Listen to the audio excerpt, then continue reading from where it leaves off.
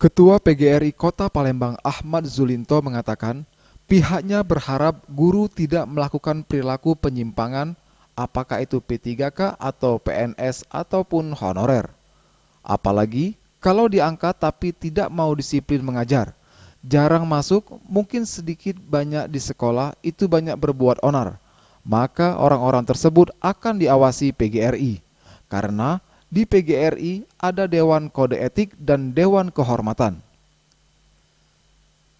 Lebih lanjut, Zulinto menerangkan untuk guru yang tidak punya kemampuan mengajar atau tidak punya kompetensi, maka akan dialih tugaskan, misalnya jadi pegawai tata usaha saja atau pegawai yang lainnya.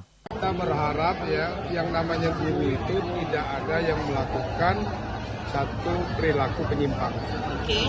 Apakah P3K, atau PNS, atau honorer ya, apalagi kalau sudah diangkat, tapi dia tidak mau tertib melaksanakan disiplin mengajar.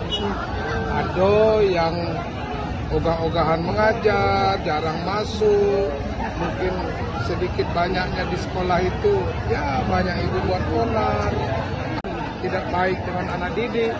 Nah, orang-orang seperti ini tentu jadi pengawasan PGRI. Jadi PGRI dengan dikukuhkan hari ini akan memantau. Kalau P3K yang sudah kami angkat kemarin 3.500 ditambah lagi yang terakhir, tapi perilakunya tidak mencerminkan guru, kami bisa memberikan rekomendasi yang merekom kepada wali kota atau kepala dinas bahwa ini tidak layak menjadi guru. Ya, apalagi perbuatannya sudah menyimpang dari kode etiknya guru. Kalau guru ini tidak ada kami temukan, misalnya nanti ada guru tidak punya kemampuan, kita akan alih tugaskan. Misalnya dia harus jadi pegawai, misal tata usaha saja atau pegawai yang lain. Mungkin kalau kata jadi penjaga sekolah, kalau tidak lemah dengarnya ya. Nah, kenapa?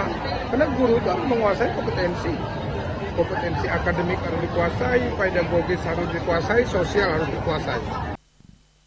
Ketika ditanya untuk kesempatan P3K untuk menjadi kepala sekolah, Zulinto mengungkapkan ia setuju karena ada regulasi bahwa P3K yang punya prestasi bagus bisa menjadi kepala sekolah. Tim Liputan Sriwijaya TV.